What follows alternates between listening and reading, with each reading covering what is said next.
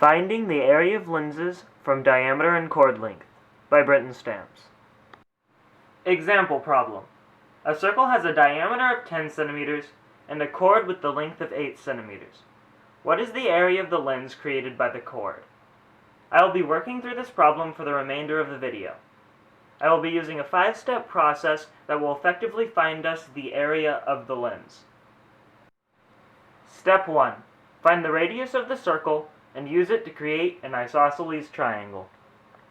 The radius of a circle is equal to 1/2 that of its diameter. Since the diameter of this circle is 10 centimeters, the radius is 5 centimeters. In order to create the isosceles triangle, you create line segments from the center point of the circle to the endpoints of the chord. Since the endpoints of the chord are on the circle, the two line segments created are both radii. Since one radius in a circle is congruent to any other radius within the same circle, the line segments you created are both congruent. Since the length of the radius is not equal to the length of the chord, the triangle created is isosceles.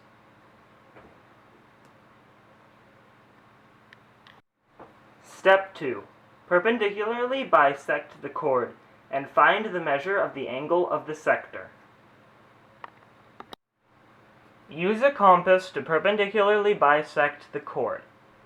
When the chord is perpendicularly bisected, the isosceles triangle created in the last step will be split into two congruent right triangles.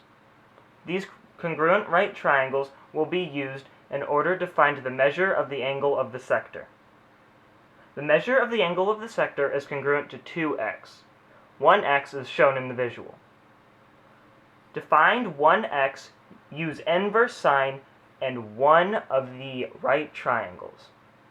Once 1x is found, multiply 1x by 2 in order to find the measure of the angle of the sector. In this case, the measure of the angle of the sector is 106.26 degrees. Step 3. Find the area of the sector. The area of the sector is equal to the measure of the sector angle divided by 360 degrees multiplied by the area of the circle. The area of the circle in the example is 5 squared multiplied by pi. Since 5 squared is 25, the area of the circle in the example is 25 pi. The measure of the sector angle is 106.26 degrees. This was found in the last step.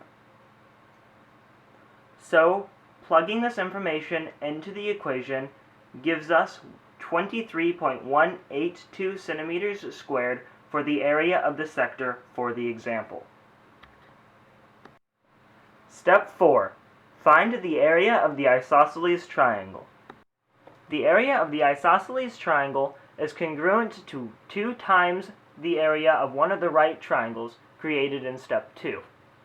The area of the right triangle is 1/2 base times height. In this instance, we do not know the height of the right triangle, so we must solve for it using Pythagorean theorem.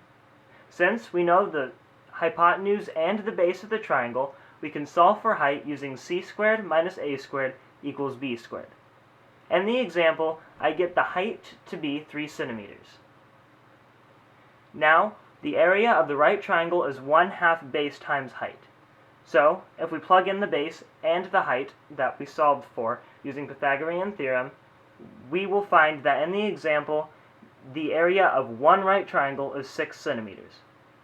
If you multiply this by 2, because there are two congruent right triangles, you will find that in the example, the area of the isosceles triangle is 12 centimeters squared. Step 5. Solve for the area of the lens. The area of the lens plus the area of the triangle is equal to the area of the sector. So, the area of the triangle taken away from the area of the sector equals to the area of the lens. The area of the sector in the example is 23.182 centimeters squared. This was found in step 3. the area of the triangle is 12 centimeters squared, which is found in step 4. So, if you plug the given information into the equation, the area of the lens for the example is 11.182 centimeters squared. Using this 5-step process, you should be able to find the area of lenses from diameter and chord length. I have provided you with explanations and equations that will now allow you to effectively find the area of lenses. Thank you for watching my video.